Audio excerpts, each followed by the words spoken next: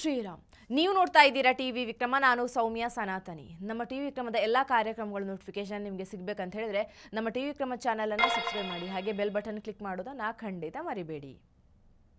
ಉತ್ತರಾಖಂಡ ದೇವರ ನಾಡು ಅಂತಲೇ ಕರೀತೇವೆ. ನೋಡೋದಕ್ಕೆ ಎಷ್ಟು ಸುಂದರವಾಗಿದೆಯೋ ಅಷ್ಟೇ ಡೇಂಜರಸ್ ಕೂಡ ಹೌದು. ಹಿಮಗುಡ್ಡೆಗಳು ಉರುಳಿ ಆಗಾಗ್ಗೆ ಅನಾಹುತ ನಡೀತಾ ಇರುತ್ತೆ, ಸಾವು ನೋವು ಸಂಭವಿಸ್ತಾನೆ ಇರುತ್ತೆ. ಇಂಥ ಉತ್ತರಾಖಂಡಕ್ಕೆ ಇದನ್ನೆಲ್ಲ ನಿಭಾಯಿಸೋದಕ್ಕೆ ಶಕ್ತಿ ಇರುವಂಥ ಒಬ್ಬ ಲೀಡರ್ ಅವಶ್ಯಕತೆ ಇತ್ತು. ದೇವರ ನಾಡಿಗೆ ಅಂಥ ನಾಯಕ ಸಿಕ್ಕಿದ್ದಾರೆ. ಅವರೇ ಪುಷ್ಕರ್ ಸಿಂಗ್ ಧಮಿ.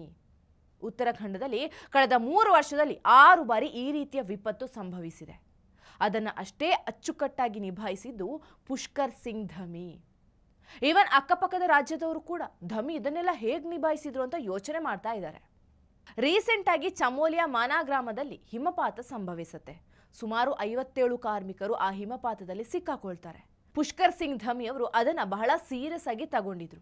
ಅಧಿಕಾರಿಗಳನ್ನ ಭೇಟಿ ಆಗ್ತಾರೆ. ಘಟನೆ ನಡೆದ ಸ್ಥಳಕ್ಕೆ ಖುದ್ದು ಅವರೇ ಹೋಗ್ತಾರೆ. ಕೇವಲ 3 ರಿಂದ 4 ದಿನದಲ್ಲಿ ಇಡೀ ಸಿಚುವೇಶನ್ ಅನ್ನ ಕಂಟ್ರೋಲ್ಗೆ ತೆಗೆದುಕೊಳ್ತಾರೆ. ಫೈನಲಿ 57ರಲ್ಲಿ 46 ಕಾರ್ಮಿಕರನ್ನ ಕಾಪಾಡೋದ್ರಲ್ಲಿ ಧಮಿ ಸರ್ಕಾರ ಸಕ್ಸಸ್ ಆಗತ್ತೆ. ದುರಾದೃಷ್ಟವಶಾತ್ 8 ಮಂದಿ ಪ್ರಾಣವನ್ನ ಬಿಡಬೇಕಾಯಿತು. ಈಗ ಇಡೀ ಇಂಡಿಯಾದಲ್ಲಿ ಧಮಿ ಅವರು ಹೇಗೆ ಇಡೀ ಸಿಚುವೇಶನ್ ಅನ್ನ ಕಂಟ್ರೋಲ್ಗೆ ತಗೊಂಡ್ರು ಅನ್ನೋದ್ರ ಬಗ್ಗೆ ಚರ್ಚೆ ಆಗ್ತಾ ಇದೆ. ಯಾಕೆ ಪುಷ್ಕರ್ ಸಿಂಗ್ ಧಮಿ ಅವರನ್ನ ಇಷ್ಟೊಂದು ಹೊಗಳ್ತಿದ್ದೀನಿ ಅನ್ನೋದು ಗೊತ್ತಾಗಬೇಕಂದ್ರೆ ಸ್ವಲ್ಪ ಇತಿಹಾಸವನ್ನ ನೋಡಬೇಕಾಗತ್ತೆ. ಹಿಂದೆ ಇದಕ್ಕಿಂತ ಒಂದು ದೊಡ್ಡ ಅನಾಹುತ ಭಾರತದಲ್ಲಿ ನಡೆದಿತ್ತು. ಆಗ ಮನಮೋಹನ್ ಸಿಂಗ್ ಅವರು ದೇಶದ ಪ್ರಧಾನಿಯಾಗಿದ್ರು. ಅವತ್ತು ಭಾರತದಲ್ಲಿ ಹಿಂದೆಂದೂ ಕಂಡಿರದಂಥ ಸುನಾಮಿಗೆ ಜನ ತತ್ತರಿಸಿ ಹೋಗಿದ್ರು. ಅವತ್ತು ಇಂಡಿಯಾ ರಕ್ಷಣಾ ಕಾರ್ಯಾಚರಣೆ ಮಾಡೋದಕ್ಕೆ ಸಮರ್ಥ ಆಗಿರಲಿಲ್ಲ. ಆಗ ಇಂಡೋನೇಷ್ಯಾ ನಾವು ಸಹಾಯ ಮಾಡ್ತೀವಿ ಅಂತ ಆಫರ್ ಕೊಟ್ಟಿದ್ರು. ಮನಮೋಹನ್ ಸಿಂಗ್ ಅದನ್ನು ರಿಜೆಕ್ಟ್ ಮಾಡಿದ್ರು. ಭಾರತಕ್ಕೆ ಯಾರ ಸಹಾಯವೂ ಬೇಕಾಗಿಲ್ಲ, ನಾವು ಸಮರ್ಥರಿದ್ದೇವೆ, ನಿಮಗೆ ಏನಾದರೂ ಬೇಕಿದ್ರೆ ಕೇಳಿ ಅಂತ ಉಗ್ರಂ ಸಿನಿಮಾ ಸ್ಟೈಲಲ್ಲಿ ಡೈಲಾಗ್ ಕೂಡ ಹೊಡೆದ್ರು. ಅದೇ ಫಸ್ಟ್ ಟೈಮ್ ಇಂಡಿಯಾ ವಿದೇಶದ ಸಹಾಯ ಪಡೆಯದೆ ಕಾರ್ಯಾಚರಣೆ ನಡೆಸಿತು. ಅದಾದಮೇಲೆ ಮೋದಿ ಅವರು ಬಂದರು. ಅಲ್ಲಿಂದ ಭಾರತಕ್ಕೆ ಸಹಾಯ ಬೇಕಂತಲೂ ಯಾರು ಕೇಳೋಕೆ ಬರಲಿಲ್ಲ. ಅಷ್ಟರ ಮಟ್ಟಿಗೆ ಭಾರತ ಬೆಳೆದಿದೆ. ಆದರೂ ಇದನ್ನೆಲ್ಲ ನಿಭಾಯಿಸೋ ತಾಕತ್ತು ಒಬ್ಬ ನಾಯಕನಲ್ಲಿ ಇರಲೇಬೇಕು.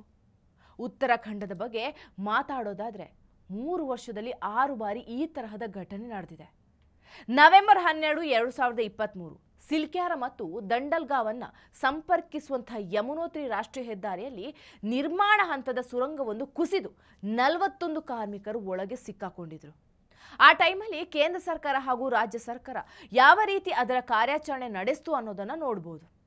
ಅವತ್ತು ಮೋದಿಜಿ ಧಮಿ ಅವರಿಂದ ಕ್ಷಣದ ಮಾಹಿತಿಯನ್ನು ಪಡ್ಕೊಳ್ತಾರೆ.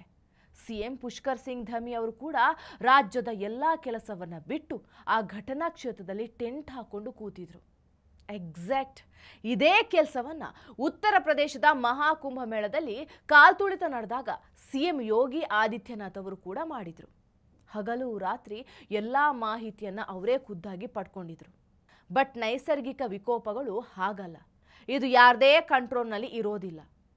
ರಕ್ಷಣಾ ವಿಚಾರಕ್ಕೆ ಬಂದರೆ ಇದರಲ್ಲಿ 3 ವಿಧಾನವನ್ನು ಪಾಲಿಸಬೇಕಾಗತ್ತೆ.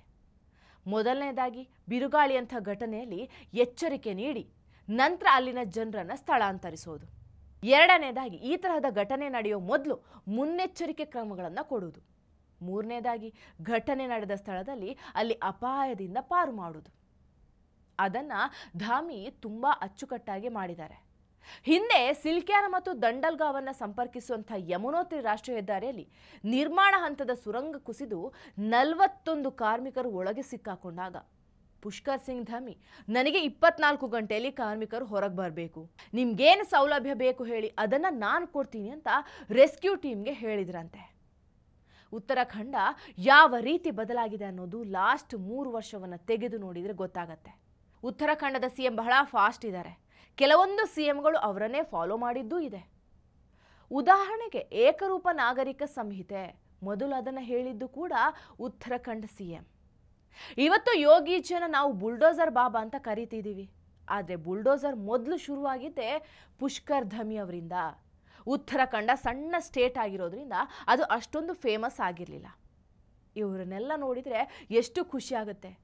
ಆ ಕಡೆ ಯೋಗಿಜಿ, ಈ ಕಡೆ ಧಾಮಿ, ಇನ್ನೊಂದು ಕಡೆ ಹಿಮಂತ್ ಬಿಸ್ವಾ ಶರ್ಮಾ, ಮತ್ತೊಂದು ಮೋಹನ್ ಯಾದವ್, ಮಹಾರಾಷ್ಟ್ರದಲ್ಲಿ ಫಡ್ನವೀಸ್, ಒಬ್ರಿಗಿಂತ ಒಬ್ರು ಜಿದ್ದಿಗೆ ಬಿದ್ದು ಕೆಲಸ ಮಾಡ್ತಾ ಇದ್ದಾರೆ.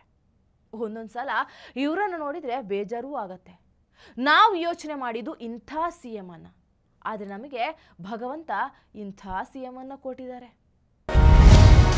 ಟಿವಿ ವಿಕ್ರಮ, ದೇಶ ನಿಮ್ಮ ಕೈಯಲ್ಲಿ. ಈ ಕಾರ್ಯಕ್ರಮ ನಿಮಗೆ ಇಷ್ಟ ಆಗಿದ್ದಲ್ಲಿ ಲೈಕ್, ಶೇರ್ ಹಾಗೂ ಕಮೆಂಟ್ ಮಾಡಿ.